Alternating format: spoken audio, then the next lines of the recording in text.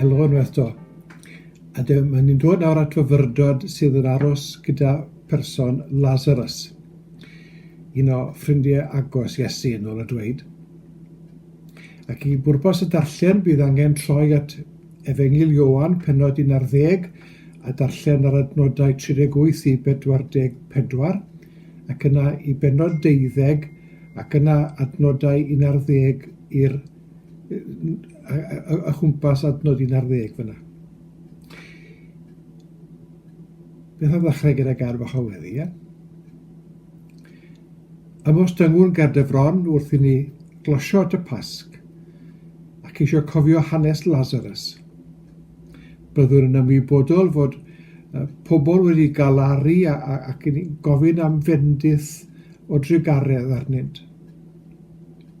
Helpa ni weld y myfyrdod hwn fel ffordd o ddyfnhau ein ffydd ac o dderbyn Iesu heb ei amau. Amen.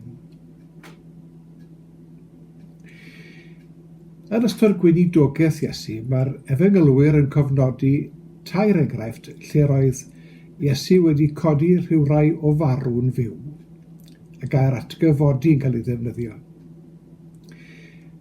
A'r tri person a nodwyd oedd merch Jairus, mab y wraig weddw o Nain, a Lazarus. Fe nodir gan amryw mae'n siŵr dros y blynydde fod y cynta'n ferch ifanc, yr ail yn ddyn cynhol ifanc, ac yna y trydydd yn ddyn tipyn hynach. Ac wedyn ni mi fydd y pwyslais yn cael ei ddweud fod un wedi bod newydd farw, yr ail wedi bod yn farw ers diwrnod, a'r trydydd wedi bod yn farw ac yn ei fedd ers 4 diwrnod. Fel tasa hynna'n dangos cynnydd ac amrywiaeth o amgylchiadau, ceisio dangos wedyn ni fod gallu Iesu yn fwy na'r hyn ellir efallai i egluro. Marw yw marw, mae'n debyg ar y diwedd, ond bod yna raddoli a gwneud y dasg gymaint y hynny'n anoddach. Ac eto mae'r cyfan yn paratoi y meddwl a'r credadun at yr atgyfodiad fawr. Roedd y teulu Methania yn ffrindiau'r Iesu. Mae hynna'n gwbl glir. Ac fe gawn ni'r syniad fod Iesu a'i ddisgyblion yn ymwelwyr cyson ac aelwyd Mair, Martha a Lazarus.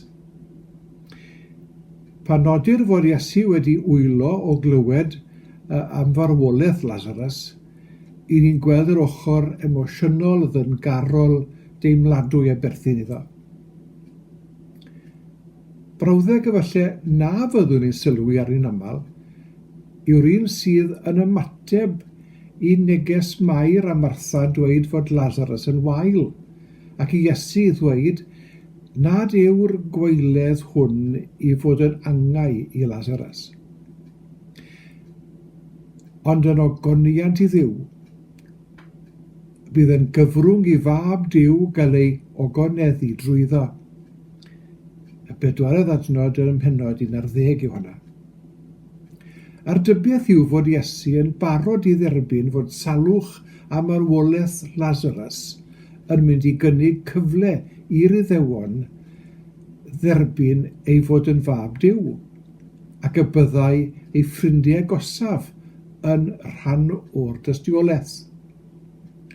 Gogoneddu Duw oedd yn od, a dwy'n pobl Duw yn ôl ato ef. Roedd Ioan yn ysgrifennu'r geiriau hyn i bwrpas, fel bod y sawl a ddarllenau ei Efengil yn sylweddoli fod Iesu yn barod i brofi galar mwyn darbwyllo'r Iddewon. Methiant fi hynny, a hyd yn oed o wynebu artaeth y croeshoelio ei hun, ni fy'r Iddewon dderbyn cynllun Duw o gymodi'r byd ac ef ei hun. Bydd pob gwirth yn ryfeddod, a bydd llawer yn ceisio cynnig eglurhad o'r hynna ddigwyddau. Ond o dderbyn fod Iesu'n wedi cael ei groeshoelio a'i gladdu yn Iesu byw, yna mi roedd y cwestiynau'n ddyfnach o lawer. Gwahoddiad sydd yn y bennod hon ar ei bobl gredu yr Efengyl. Nid ceisio ymresymu a thrafodaeth athronyddol neu academaidd yw ei. Mae'r hanes yn fwy na darlun prydferth. Mae'n dystiolaeth fod i'r Iesu allu dwyfol.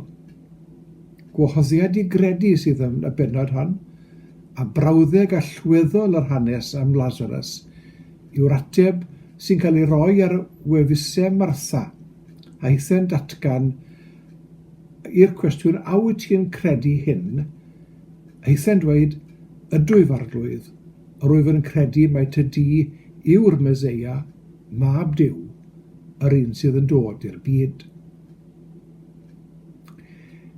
Beth felly yw ein hymateb ni i'r cwestiwn a wyt ti'n credu hyn? Yn y bennod nesaf, ceir dwy frawddeg yn dweud bod y prif offeiriaid nid yn unig am ladd Iesu, ond ei bod yn cynllwynio i ladd Lazarus hefyd, gan fod llawer o'r Iddewon, ac wy'n dyfynnu, gan fod llawer o'r Iddewon o'i achos ef yn gwrthgilio o'i ddewiaeth ac yn credu yn Iesu.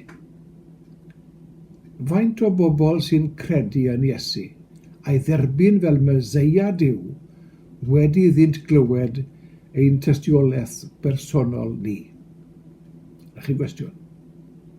A fydde rhyw rai am yn lladd ni achos bod ni'n peri rhywun arall dderbyn Iesu'n arglwydd?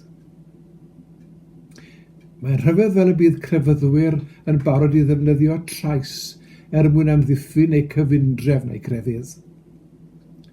Gwelwyd hyn gan yr Iddewon yng nghyfnod Iesu, ac mae ei ddefnydd o drais a grym melwrol i'w weld yn y dwyren canol heddi. Bu llawer o dystiolaeth o gyfundrefnau thafol Mwslemiaeth yn arfer trais i sicrhau eiddo ac amddiffyn eu cyfundrefnau crefyddol, a bu Cristnogion yr un mor filitaredd yn enw'r ffydd a'r croesgadau hyd heddi. Pan ynganodd Iesu'r frawddeg o dad maddau iddynt, o ganol gwewyr y croeswylio, a fyddwn yn gweld fod cynllun Duw yn rhagorach nac unrhyw dybiaeth sydd gan ddynion dros amddiffyn y ffydd gydag arfau, trigaredd a chymod sydd yn cael ei fynegu fan hyn. Bod arfer gras yn ennill pobl nid dros dro, ond i dragwyddoldeb. Gawn ni wyddio. Nefol dad, bydd cofio hanes y teulu yn Bethania ydy'n herio i ofyn sut ydym ni sy'n hawlio bod yn ffrindiau Iesu yn ymateb iddo.